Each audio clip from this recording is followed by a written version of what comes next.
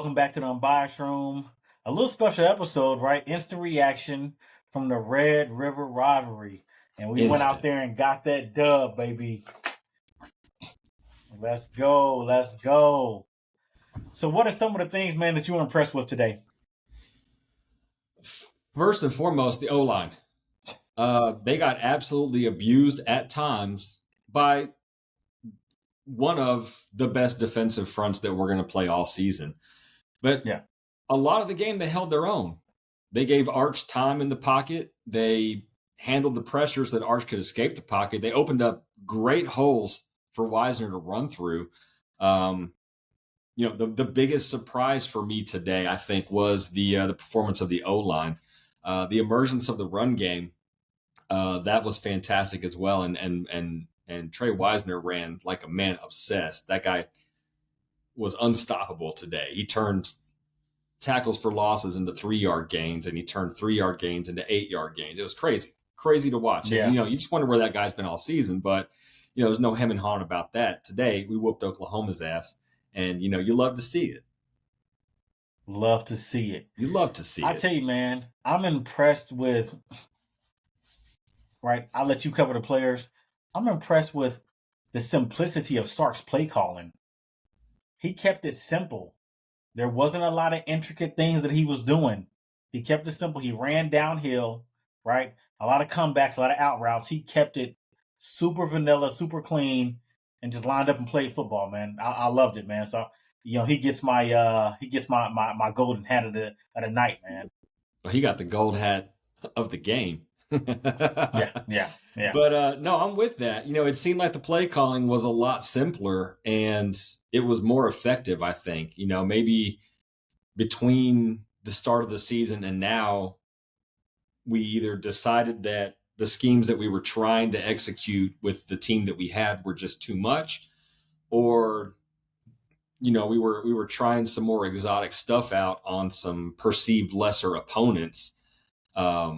But if this is the game plan that Texas expects to roll out for the rest of the season, then, I'm going to like our chances in just about every game because, across most positions, we have the talent differential, right? So if we're playing lineup, man on man, beat the guy across from you football, one, I enjoy that because I don't, I like overpowering the other team and making them feel it. I don't want to out scheme them necessarily. That's good. We like to score points, but I like to punish them, And I don't know where the change happened, but I'm with you on that. It definitely seemed like it was a lot simpler. The OU defense, maybe it was that. Maybe it was, OU. I believe in this game they're currently, or at least prior to the game, they were the number one FBS defense, right? They were. Okay. And I want to give some credit to our defense, man. PK called a hell of a game. And, he was dialing up the blitz. We missed that versus Florida. I was so confused on why we didn't dial it up versus Florida, because that would have been a game changer for us. Because DJ Lagway was playing on one leg, right? But we dialed it up versus OU, and it worked. We should have been doing this all year, man. We should have been doing this shit all year. Yeah, man. That is that, and I think we can discuss that in another episode. This is our instant reaction to Red River, so let's keep it positive and not boo-hoo about what could have been. Because as long as we beat Oklahoma, it's a good year, and as long as we beat Oklahoma and A&M, it's a great year, and whatever else happens happens. So. Already, it's a good year. We could have beat Florida, but we didn't. Oh, well. Maybe that loss is the catalyst that's going to propel us through the rest of the season. But the defense played a hell of a game. Yeah. The defense was inspired. We got penetration against that OU front without sending people. And when we did, they got home. I don't necessarily think it reflected as much in the numbers. We got a few sacks, especially there towards the end when they were trying, to heave something. But I want to say we finished with either 4 or 5 sacks.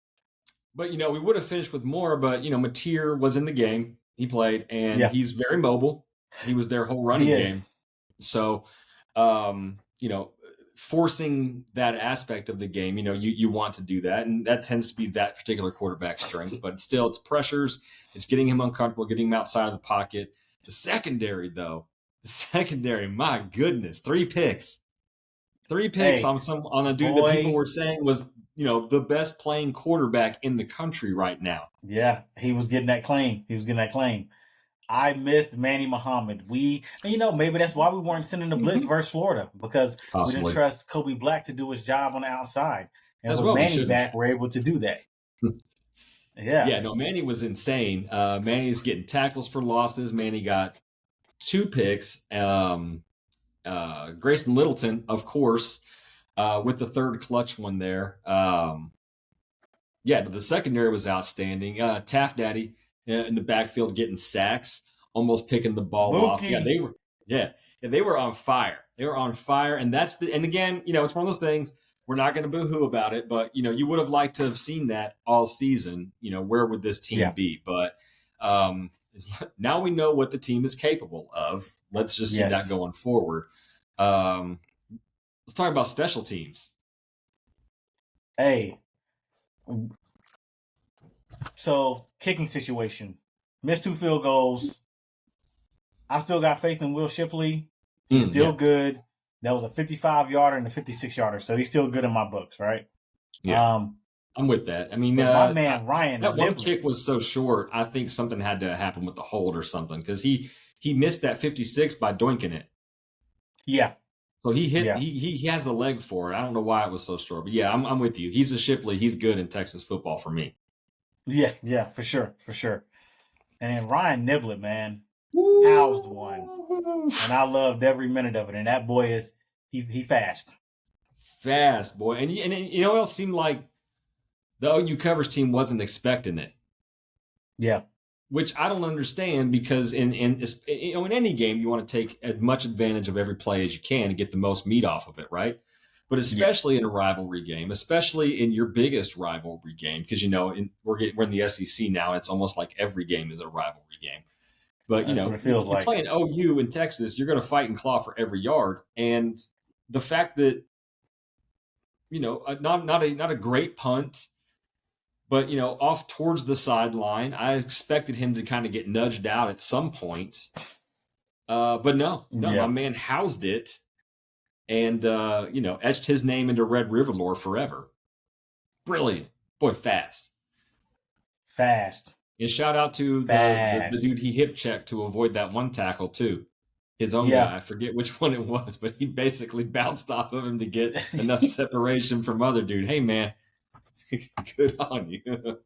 Well, yeah, whatever you got to do to make it happen, man. Whatever you got to do to make it happen. Yeah, we'll take this victory, man. Loved every fucking moment of it. And on to the next, man. Mississippi State next. Mississippi State. Hey, before we get too far ahead, one last thing. Everybody's talking a lot of noise about Arch. And Arch delivered. Yeah. Arch had 6 incompletions for the whole game. Sark did not ask him to take over the game. He asked him to manage the game, and he did just that. With the simplified play. Go ahead. I think the issue is, man, people are already trying to write Arch's name in the history books prior to him doing anything. You know what I mean? Right. Give this guy a chance to perform. And he did just that, man. I loved every minute of it. Yeah, I loved it too. And the times when Arch was called upon to make a play or to do something Arch-like, he delivered. He threw some absolute dots out there, some strikes. That one out early on was NFL perfect, placed right on the edge of the sideline where the receiver, the defender, couldn't possibly get a hand on it. Beautiful throw. Yeah. And then one of my favorite plays, I lost my mind when we were texting or talking during the game. That fake sweep, and then fake handoff, and then Arch takes it down oh my gosh, brilliant! Yeah, brilliant. You had set them up by hammering them with Wisner, and then Arch takes the ball himself. Yeah, gorgeous play calling. So, all the Arch noise. He still has some ways that he can grow and develop, but the man's growing with every game. And yeah, he played his ass off today, and he was never the reason. I won't say never the reason that we were in bad positions in some other games, but he was far, far from the biggest problem this Texas team had. Oh yeah, for sure. I agree. And back to what you were saying earlier, man, about all the hype surrounding, excuse me, OU's defense, right? That's one of the things that they were talking about prior to the game. OU's defense, and they're so legit, and they've held teams to X amount of yards and X amount of touchdowns, and I think during the broadcast they mentioned 3 touchdowns all season so far. Yeah. Okay. Yeah. Means nothing. No. No. You got to show up and play football, and we did. Who hasn't scored a touchdown against Texas in 2 years? Oh yeah, is OU. Yeah, 34-3 last year. That's right. Yeah, out the end zone 2 years in a row. Yep.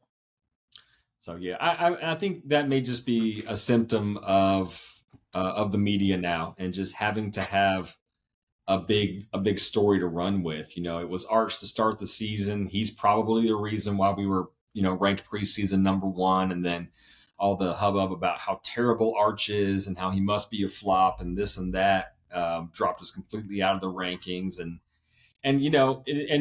the same thing with OU's defense, and then John Mateer, and they haven't lost a game yet, though they haven't really played many teams with a pulse, and the teams that they did, they gave them a good fight. But Mateer must be the best quarterback in college football, and they clearly have the best defense. The superlatives don't really pan out that way. And, now it's going to overcorrect the other way. Texas is going to win every game that we play against everybody from now on, because now this team is it's ridiculous, I think. And which is why, we've talked in the past about stats and about rankings and this and that. I don't put much stock in it. I don't care where we're ranked. No.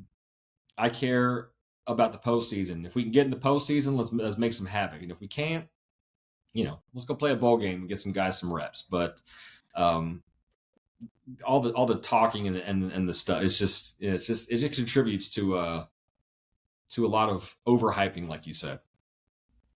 Yeah, and the line opened up, man, at Texas actually favored in this game because they thought Mateer wasn't playing. So Texas was favored, I want to say, by 2.5. 3.5. 3.5, okay. Yeah. And when it was noted that, or when it came out that Mateer was actually playing, that line swung 6 points to OU favored by 3.5. And I think the line ended up closing at like Oklahoma minus 2.5, I think.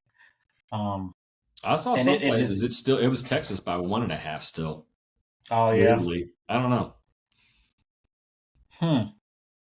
But I mean, I can understand that because Mateer makes that offense go.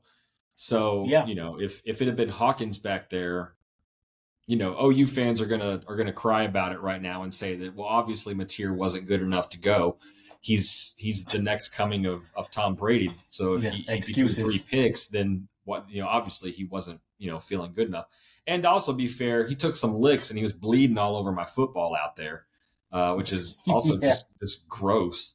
But as far as the point swing, if I think that game was as competitive as it was because Mateer was in it, and I think it could have been less competitive, even more so with Hawkins playing. So I hope that going forward they lose every game and do so in embarrassing fashion. And I hope they end up just closing the entire program down. Yeah. Get them the fuck out of there. Yeah. I agree. Well, man, looking forward to next week. Headed to more cowbell in Starkville. Oh, God. Yeah, in Starkville. Yeah, so Mississippi State. I don't think that's going to be an easy out. It won't, but I like our defense to take control. I don't want to go down this rabbit hole. We can shoot another episode, but I seen Tennessee and what Tennessee was able to do on defense against Mississippi State. And Tennessee's defense is nowhere near the level of ours. So I agree with that. Yeah, I like what we're doing on defense. For me, it's like I said, we won't get too much into it, but I need to see which Texas team we're going to get week to week. If this is the team that we get, we're going to beat them, and we're going to beat them handily. If we get the team that played Florida, we're probably going to get our doors blown off. If we get the team that played Ohio State, you never know what we're going to get. So what I will say is that if we play at this level with an offense that is more pointed and less convoluted, and a defense that is turned from opening to closing whistle, then I like our chances in just about every game. Yeah, I agree. Well, we're going to get out of here, man. Until next time, don't forget to like, subscribe, leave a comment, and tell us how we doing. This was the instant reaction from the Red River rivalry. Also, tell us what time it is where you live, because OU sucks there too. Yeah, it's 7:36 and OU still sucks. Still sucks. Forever, baby. Fuck them. Yes, sir. Welcome. All right, brother.